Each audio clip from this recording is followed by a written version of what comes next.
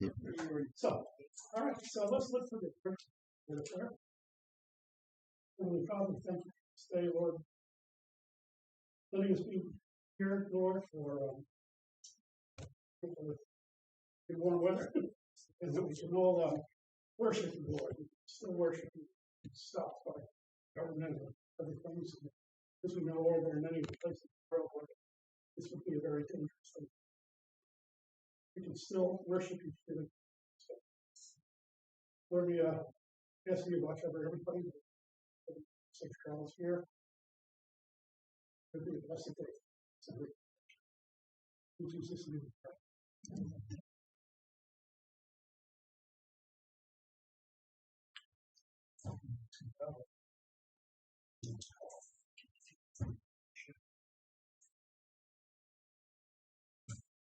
How's that? Too louder. So we're continuing our study of the book of Ruth. And we've had 2 chapters so far. This is chapter 3. And I'd like to first just go over some of the stuff we've covered already, just in review. It's been a month. And that's the way it's going to be. So, the previous 2 chapters, we saw how God guided Ruth and Naomi to Bethlehem. Remember, they had gone to Moab. The whole family had gone. Elimelech, his wife Naomi, and their 2 sons, Mahlon and Chilion. They moved to Moab to flee the famine which was in Israel at the time. As we know, a lot of times there were famines there. It's a place that's vulnerable to that. But in addition to that, a lot of times when Israel was not obedient to God, he would bring these famines on them and they suffer. Hopefully repent. This was during the time of Judges, when that's very much the way it was. They would do the right thing for a little while, and they would then just, everybody did what he thought was okay in his own eyes, which was very much selfish. It wasn't of God, it was what they wanted. So that was the setting about that. So they moved to Moab, and shortly thereafter, Elimelech died. And so Naomi and Ruth and Orpah, sister, were all left without any support. And in those days, of course, without a man, it was such a difficult thing for them to survive. There was a lot they could do financially or sustain themselves. It was a rough life. So then they heard, of course, that the famine was over in Bethlehem, and so Ruth returned with Naomi returned with Ruth, or went back to the Moab family, or wife. And so Ruth, when they got there, gleaned in the field. She found this is one of the few things only do to make an honest living, if you can call it that. And as we saw this week, there wasn't an easy thing. Great gathering of pieces off the field to accumulate enough to live on. It was rough, rough life. But as God would have it, the field belonged to Boaz, who was a close relative of. Actually, remember we had talked about the Levirate marriage and about the kinsman redeemer, Goel, that was referred to, and the laws governing that, which we're going to go forward to this week. Because it was an important thing in Israel. Remember, God wanted. First of all, nobody owned the land currently. Kind of leased. And if somebody had got at a time, it was the land was redeemed, usually by the closest. And in that process as well, marriage, the brother of the deceased, if he had children, would have, or if the children died, they, he would marry the widow and raise children up so that they that was another important thing in Israel too. Names continued on and not be forgotten. So with those 2 things in mind, Boaz was eligible to be born in Naomi. But Naomi, as we know, was a little too old to bear children. So she was kind of hoping that it was going to be passed on to Ruth. Ruth was still young. She was actually quite young. although she, a lot of times had been in her teens, and he had been 10 years, so maybe she's in her 20s. She's still young. Boaz was a wealthy and honorable man. So, when he first met Ruth, Boaz was sure that she was safe and secure. But he also had an affection for her that inspired him to treat her as more than a servant, invited her to eat with him and things. That wasn't something he would normally do with servants. They would invite themselves, but he invited her and actually fed her. So he was going above and beyond what being benevolent was about. So we know that he had affection for her. So then we pick up here in the beginning of chapter 3, and we'll read the first 5 verses. Then Naomi, her mother-in-law, said to her, "My daughter, shall I not seek security for you, that it may be well with you? Now is not Boaz, our kinsman, with whose maids were behold, he winnows barley at the threshing floor. Wash yourself, therefore, and anoint yourself, and put on your best clothes, and go down to the threshing floor, but not make yourself known to the man until he has finished eating and drinking. It shall be when he lies down, you shall notice the place where he lies, and you shall go and uncover his feet, lie down, then he will tell you what you shall do." She said to her, "All that you say I will do." So, remember the threshing floor, first of all, they would thresh barley there. The threshing was to whack it one way or another, or crush it to release the grains, which was the nutritious part from the husks, which they were encased. So first they would do that and thresh it, and then probably at the same place they would winnow it. Remember winnowing? Throw it up in the air. Hopefully the breeze would bring the chaff further away, and the grain, which was heavier, would fall in a separate pile. So that was the way of separating. It needs to be basically an outdoor thing. And they tried to pick a spot where the breeze would be gentle but steady breeze. So if you had too much of a wind, it would all blow away. So you wanted like a steady breeze. That usually happened in the afternoon and into the evening. So the winnowing was usually started later in the day. I've done other things earlier. And it went on into the evening. And then very often they would stay there overnight to protect their harvest from wild animals or thieves. So they would stay there at night. They would also party because it was harvest time. They were staying there. They were away from their families. So the men, a lot of times, it was party time. So it was kind of that kind of scene there, threshing floor. And because of that, partly because of that, in fact, they're away from family. It was also a place where a lot of things that were not really good could happen. It could be,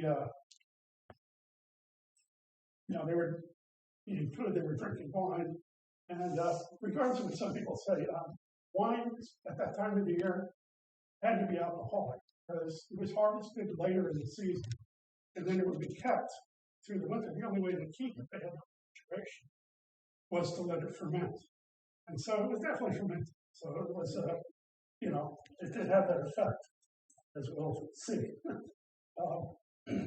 So this was the scene there. And it was probably, kind of a crazy thing for Naomi to do, to send Ruth there in that situation, because it was a compromising type situation. And not only was she sending her there to do this, and this was for the purpose of bringing Boaz and Ruth together. There's no question about that. But to bring her into a place like this, where there was such immorality, was always a danger. That prostitutes would come there a lot because of the way just that kind of place. So,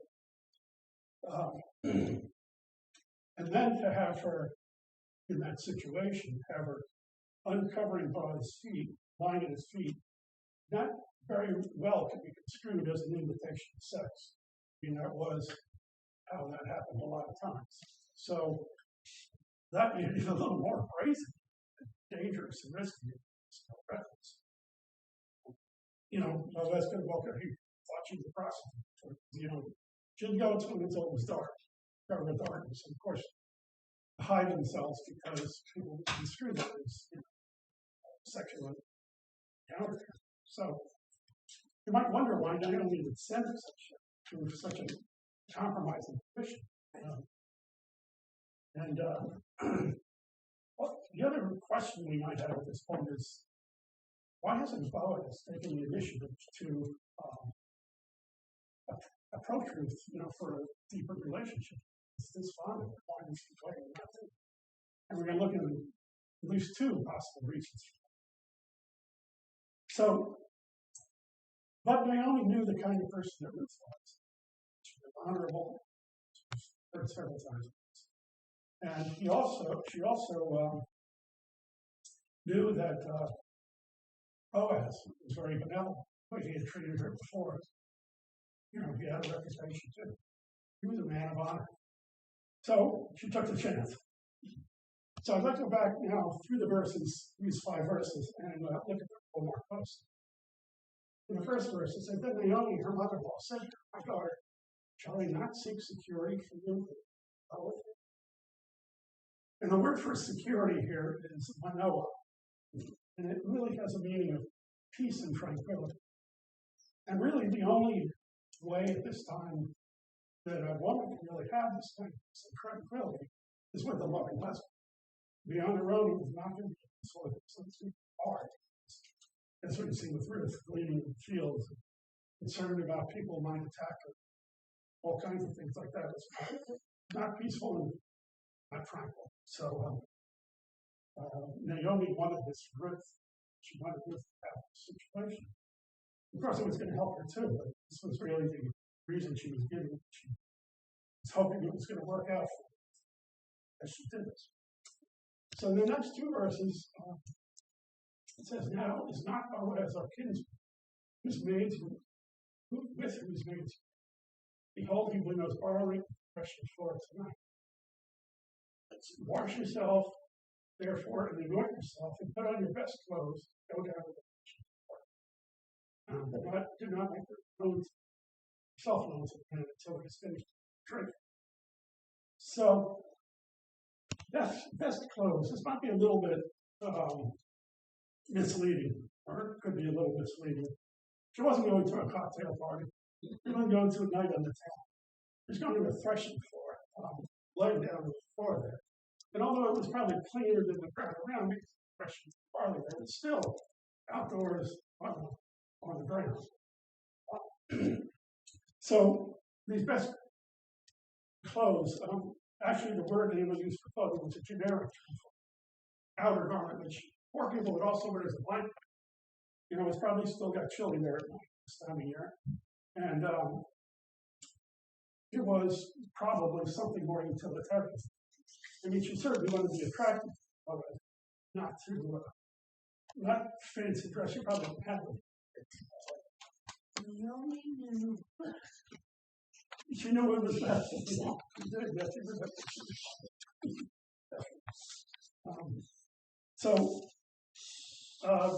actually, the English Standard Version uses the word cloak, which might be a little close to the actual translation. Again, it was sort of a generic term that wasn't specific, but it wasn't fancy clothes. But there may have been significance in her clothing for that reason. It may have been that she had been wearing clothes in mourning. So remember, her husband had died fairly recently. And so she still might have been wearing clothes. And I'm not sure exactly, probably with practice, exactly what the custom was at that time. I tried looking up, it wasn't really clear, but something that they would know is distinctive was still white. And that very well might have been one of the reasons that Boaz didn't approach her, to have a closer relationship. If she was still in mourning, how he would do that. So we could think perhaps that at this point, the way that Naomi had her dressed was to put off her mourning clothes and to indicate that she was moving on with her life. She was past the period of mourning. And we see this in other situations. For Bathsheba, that he had made it clear that he was past the period of mourning. So that's one possibility. Would approach her to have a closer relationship. Now in verse 4, it shall be that when he lies down, that you shall notice the place where he lies. You should go and uncover his feet, lie down, and then he'll tell you what to do. And as I mentioned before, this is a very not provocative example, but a very dangerous, but very suggestive thing to do. That it was very often an invitation to a sexual encounter. So, not necessarily, but in some situations it was. But Naomi told Ruth that Boaz would tell her what she should do. That indicates to us that she really had confidence in Boaz in this situation where promiscuity was very obviously possible there. Boaz had had some wine, was feeling good, as we'll see in the next verses. And that's trusting a lot. That's a lot of faith that he would do the right thing. All right, so verse 5. And she said to her, all that you said I will do.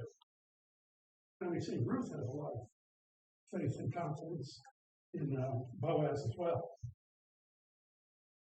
And in Naomi too. Ruth probably was not as familiar with these customs and implications as Naomi was. Now, when Naomi was an Israelite, she was brought up that way. And although Ruth was married to that family for maybe at the time, she still probably didn't know all the customs. So she probably didn't realize all the implications. But she listened to Naomi and she went. And I also believe at this point that God's Spirit, working in the hearts of people, ensure the fact that Naomi, Ruth, and Boaz were going to see this through and this was going to work out God's glory and not to selfish lusts. All right, the next section, verses 6 through 9. So she went down to the threshing floor and did according to all that her mother-in-law had done. When Boaz had eaten and drunk, his heart was merry. He went to lie down at the end of the heap of grain, and she came secretly and uncovered his feet and lay down. It happened in the middle of the night, and was startled and bent forward. And behold, a woman was lying at his feet. He said, "Who are you?" She answered, "I am Ruth, your maid. So spread your covering over your maid, for you are a close relative." Especially that last one. So she does exactly what her mother-in-law told her to do. And secrecy was important because if someone saw her, the situation very likely be misconstrued. They would very definitely think sexual encounter. So when Boaz asked who it was, Ruth referred to herself as its maid. She was still, taking the position of a lowly servant. She was very aware of that stuff. That was her position. But the second part of her answer is very startling. It's not obvious to us, but Ruth was encouraged. Spreading his covering symbolized covering her with his wings. The same terminology that Boaz himself used to bless her in chapter 2, verse 12, as we see at the bottom of the page. May the Lord reward your work, and your wages be full from the Lord, the God of Israel, under whose wings you have come to seek refuge. So this is something that the Israelites were to seek refuge under God's wings. In turn, they were, that was a symbolic of the marriage too. The marriage followed. That the woman was under the wings of protection, security, and the love of the man, the husband, through the marriage. And even though Israel at this time was often rebellious towards God, going their own way, there were still things in their society that referred to God directly.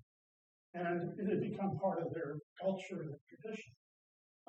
That these things, which the relationship of Israel to God is permeated through the society in a lot of ways. In the marriage, this was the way it was. So it was very much understood that she was proposing marriage to him. And this was kind of crazy too. You just got to say that she's just a baby. And what right really does she have to ask him to marry her? It's very over the top there, very crazy.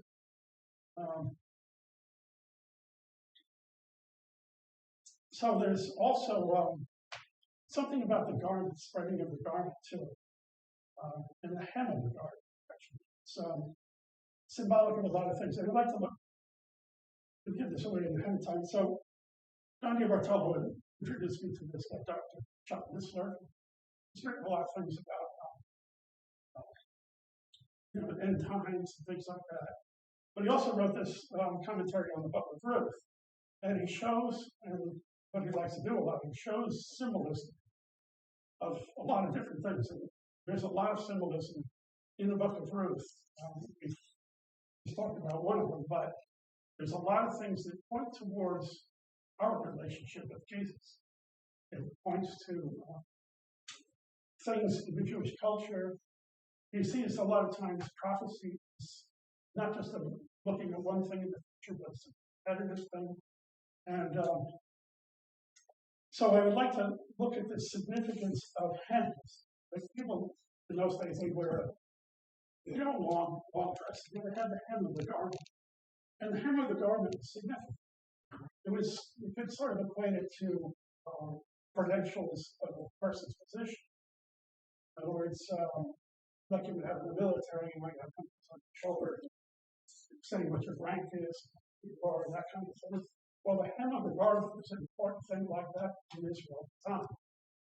So an example is called a shul, and the border fringe or bottom leg skirt train.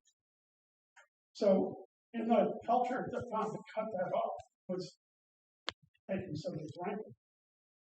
We see an example of this when David cut off the skirt of Saul's skirt, stuck it and cut it off. And he felt very bad about it afterwards. And I'll read the scripture from 1 Samuel 24, 4-6. Then David arose and cut off the skirt of Saul's robe privily. And it came to pass afterward, David's heart smote him, cut off Saul's skirt, and said unto his men, Lord forbid that I should sin against the Lord's anointing to stretch forth mine hands, seeing he was the anointed of the Lord. So it was a big deal. He felt very bad about it. So it was. Whatever. Taking away that God had given Saul. But I think he probably had good reasons. Still felt very bad. And again, see Jesus was a woman who was having a bleeding of a long period of time. She thought, well, if I just touched the hem of his throat. So there's something very significant there too about the hem of the throat. And this is Luke 8:43-4. And woman having an issue of blood 12 years, which had spent all her living upon missions, neither could be healed of it, came behind him, touched the border of his garment.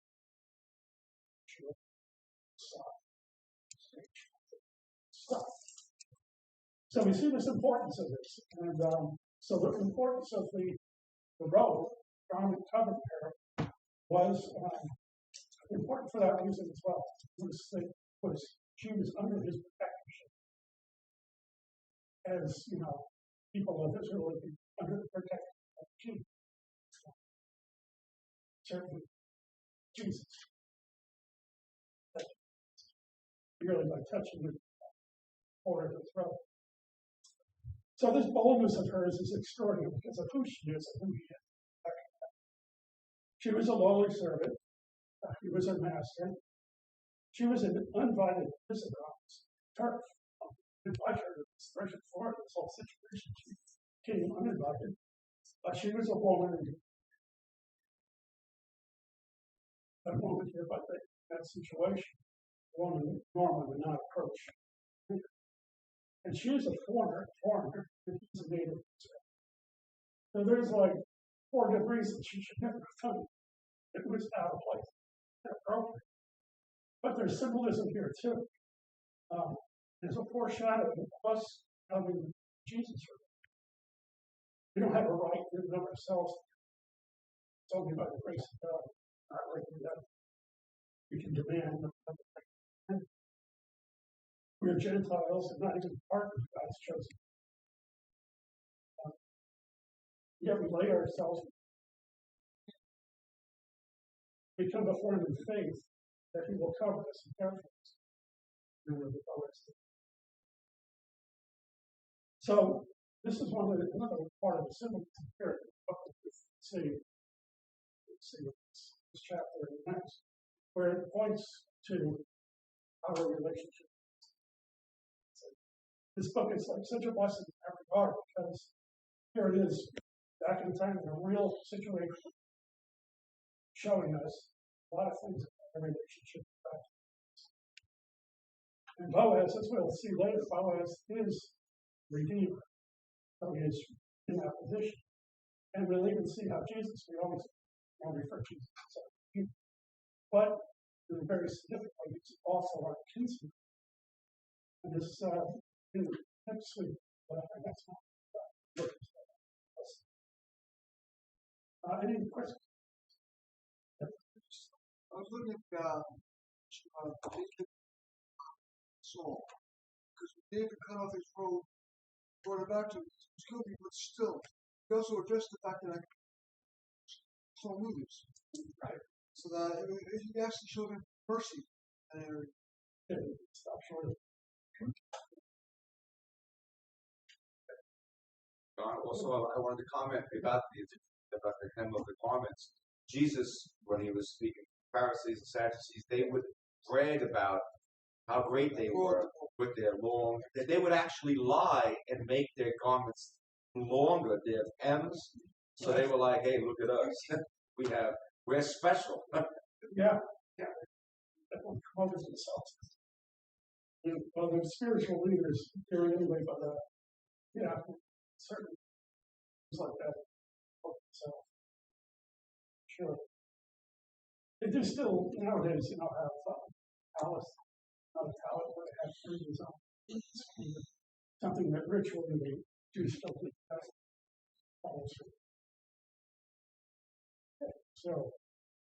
So, verses 10 to 13. And he said, "May you be blessed of the Lord, my daughter. You have shown your last times better than the first by not going after young men, whether poor or rich. Now, my daughter, do not fear. I will do for you whatever you ask, for all my people in the city know that you are a woman of excellence. Now, it is true, I am a close relative. However, there is a relative closer than I.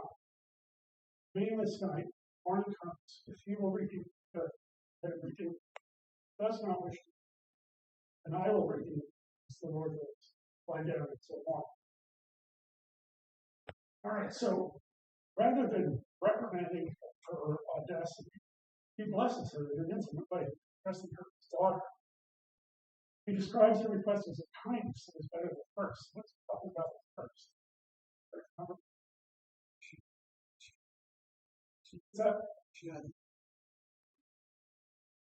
what was the kindness that she had done with her? Like take care of Right. We'll see the next in Ruth 2:11. That's what's down here. When Boaz referred to that, he said, "Boaz replied, all that you done for your mother-in-law after the death of your husband has been fully reported. Now you left your father and your mother, the land of your birth, came to a people not previous. No." That's what he's referring to as the first kindness that she did. And now the second kindness is her proposal. That's kind of interesting to see that as a kindness. I mean, he's, wealthy, well respected, and wouldn't qualify as or they're privileged. But no, he doesn't see it that way. He sees this as something that she was doing as a kindness to him. Kindness against him. But that's kind of a very humble way of seeing a marriage. Since boy, it's very kind of you to want to consider marrying me. You know, he was an older man. We don't know, he wasn't old to the point of his feeble or anything like that. He was still working there. But he was, you know, an older man with a young woman in her 20s. So this is a kindness. There are benefits there for her, but, you know, as a way he saw her, that she could talk to somebody else who was wealthy, but a younger person. So, you know, very humble approach on his part, rather than certainly not promoting himself as something special, that's for sure. All right, so verse 11 says, "Now my daughter, do not fear. I will do whatever you ask. All my people in the city know that you're a woman of excellence." She must have fear, and that's what she was trembling. Very well could be considering what she's doing. But it tells her not to fear. And then he tells her that he will do whatever she asks. Like he was masterful. And she said, she was his holy. And here he took on this role of a servant, telling her that he would do whatever she asked. Again, not something he's got to do. And then he gives her the bad news. Even though he's the kinsman redeemer, to Naomi and Ruth, he is not the closest. There's another who's closer, and the right thing for Boaz to do is to give him the right refusal. Now it is true, however, there's one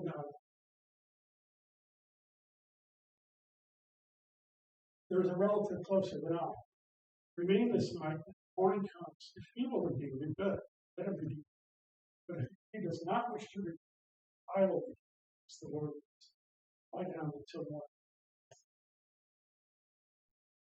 So, this is kind of a downer. Here it is, looks like they're going to get together, but Boaz knew somebody else.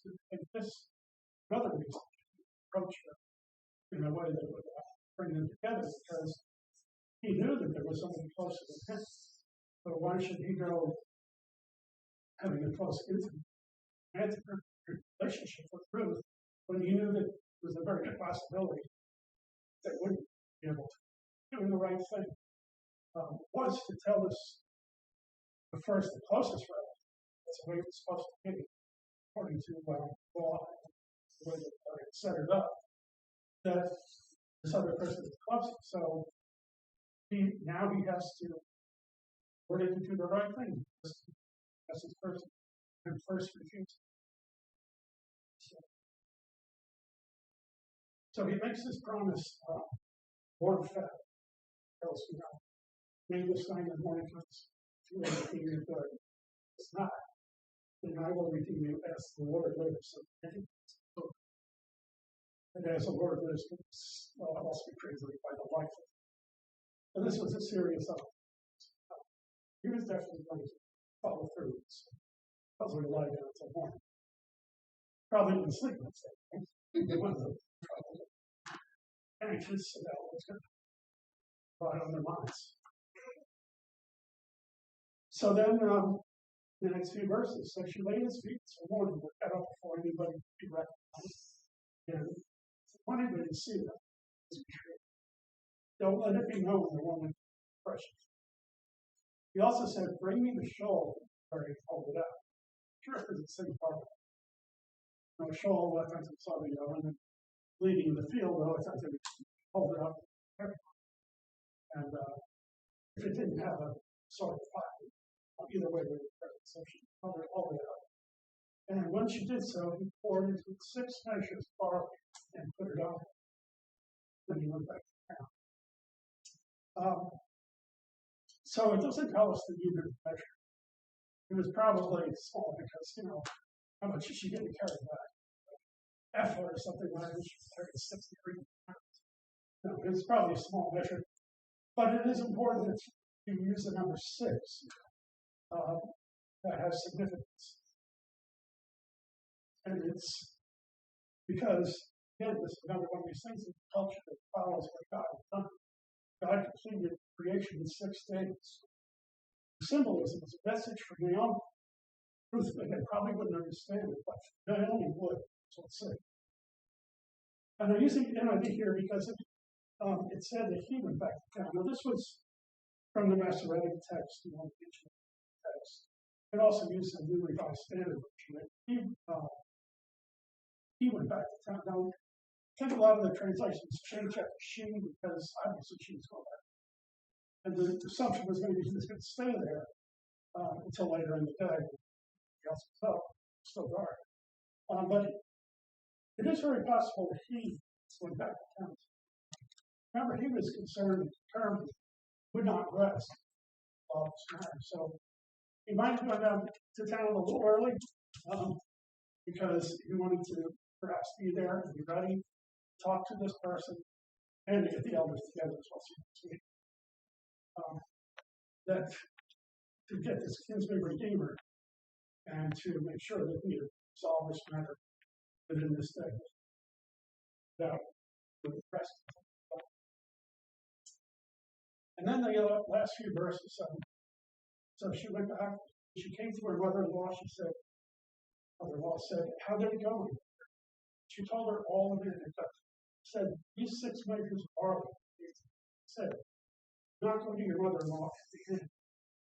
Then he said, "Wait for it until you know how the matter turns out. The man will not rest until he settled it." So she knew right away. She, first of all, it was very specifically gifted to her, not to Ruth. And so when she heard that it was 6 measures, the symbolism again of those 6 days is not going to rest. God rested on the 7th day till this point. So that was the symbolism of that.